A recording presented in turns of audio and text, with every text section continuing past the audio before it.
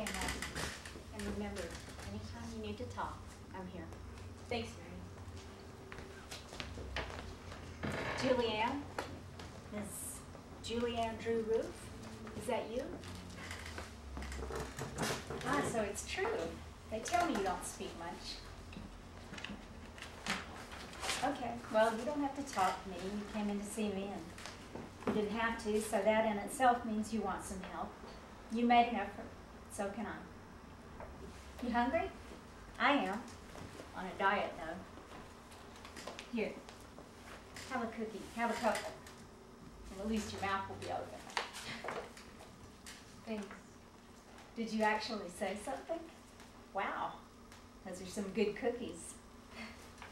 So, what made you move from Wichita? My dad's originally from here. He's a car salesman. I thought your last name was kind of peculiar.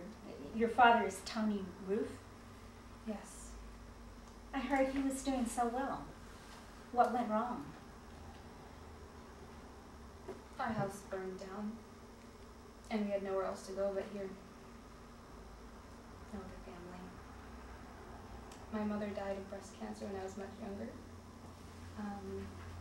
And my grandma's passed away last summer, and my grandpa had an aneurysm.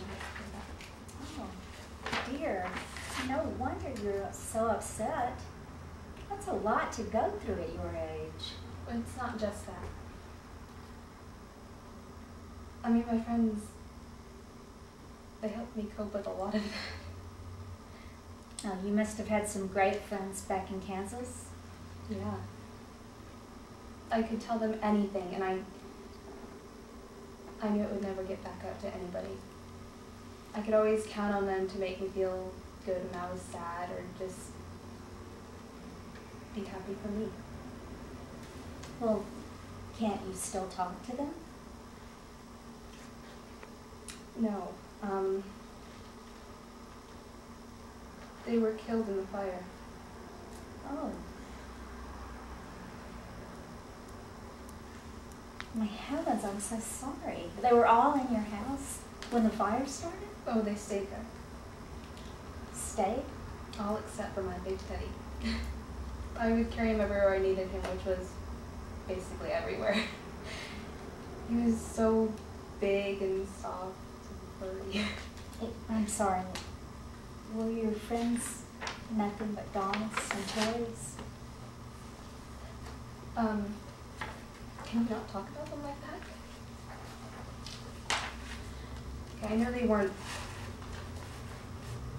making me, but right now I just feel like I need them more than my own father. You know, Julianne, you're not the first person I've ever had come to me and felt like this. A lot of girls, even older than you, are in love with their animals. I love my stuffed animals. I'm not in love with them. I've never married my teddy. Well, what I'm saying is, I can understand a little bit of what you're going through. When I worked as an analyst in adult psychiatry, I was married with my son Walter Jr., and Walter Sr. being his father, of course. I saw patient after patient, problem after problem. Not too many mental disorders, just a few people who had bad days. Well, med school can only teach a person so much. I could listen and talk to them, but without actually feeling what was going on with them, I couldn't help them much.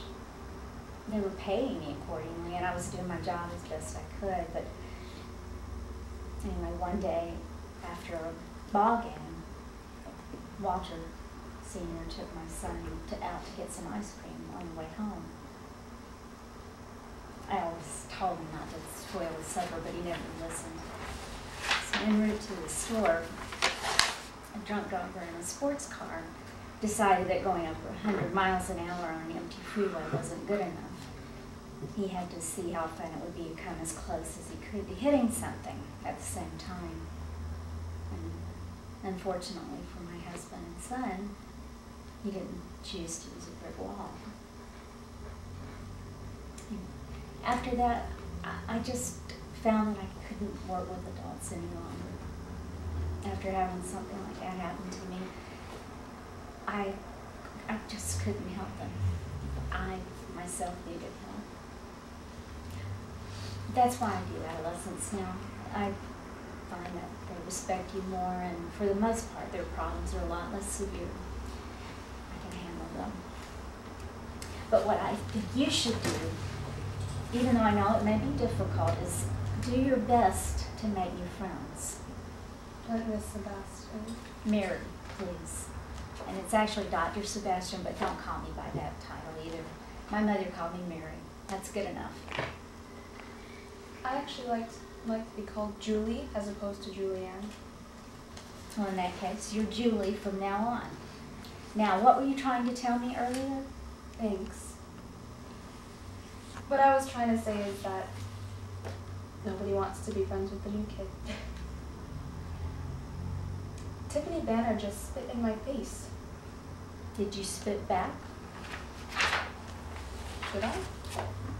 Well, I'd lose my job if I answered that question, but here's something I want you to think about. You were able to have a long relationship with, excuse the choice of words, inanimate friends, because you were able to take things that you like and personify them into your animals. Now, if you can do that, imagine what you can do in this school.